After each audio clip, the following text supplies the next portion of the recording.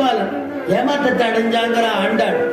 அதனால திண்ணாந்திருந்த சிசுபாலன் தேச அடிந்து தேஜஸ் எல்லாம் போய் அண்ணாந்திருக்கவே அண்ணாந்து இப்படியே ஆண்டு உட்கார்ந்துருக்கானா.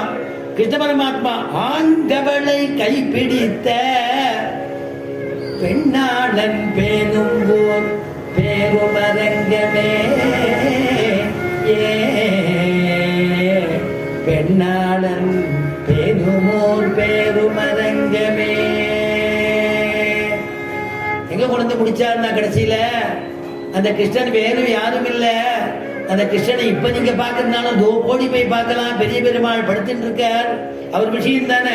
அதனாலதான் ரேவதியில சொல்ல வச்சிருக்கார், ரேவதி நட்சத்திரத்துல.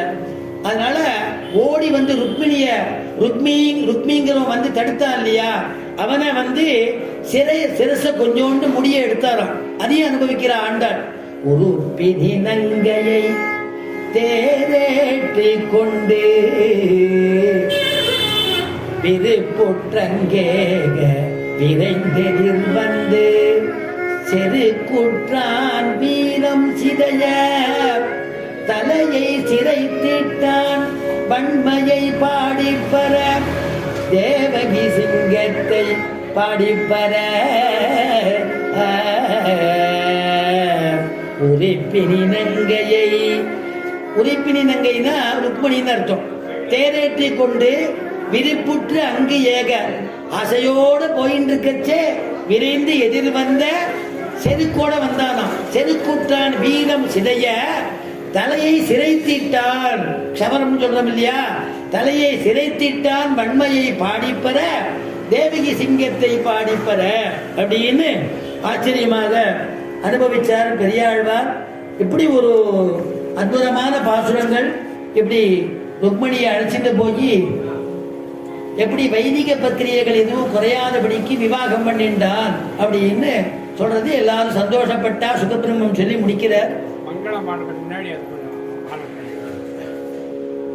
இந்த பாகவதத்தை சொல்லும் பொழுது சுகபிரம்மம் சொல்ற வாசுதேவ கதா பிரஸ்னஹா புருஷான் ஸ்ரீன் புனாதிஹி வக்தாரம் பிருச்சகம் ஸ்ரோத்ரேனு தற்பாத சலிலம் யதா அப்படின்னு ஸ்லோகம். 3 விதமான முறையில நமக்கு அனுகிரகம் கிடைக்கிறதாம். கங்கை நதி இருக்கு, அந்த கங்கை 3 விதமா நம்மளை பாவனம் பண்றது.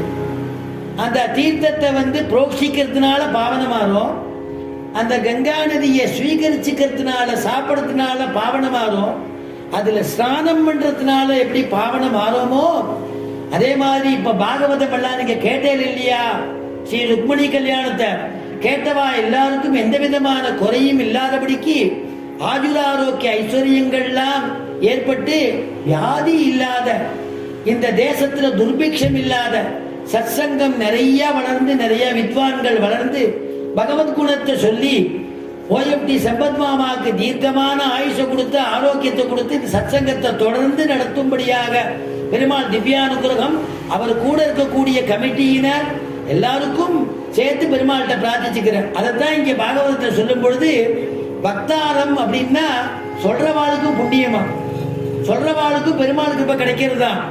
பிரிச்சகம்னா அதை ஏற்பாடு பண்ணக்கூடியவர்கள்னு அர்த்தம். பிரார்த்தனை பண்ணக்கூடிய, உபன்யாசம் பண்ணுங்க பகவத் குணத்தை வந்து சொல்லுங்கன்னு யார் ஏற்பாடு பண்றாளோ அவளும் க்ஷேமத்தை அடைவாளாம்.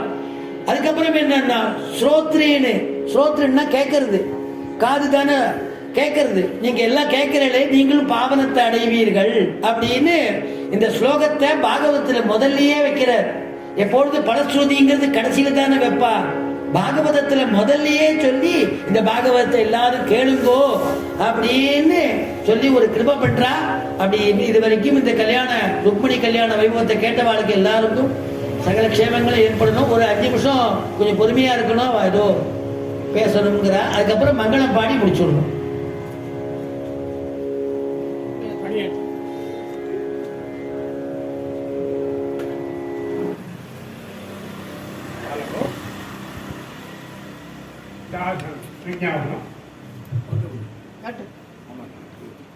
திருவோண மகோத்சவம் ஒவ்வொரு ஆண்டும் நடந்து வருது.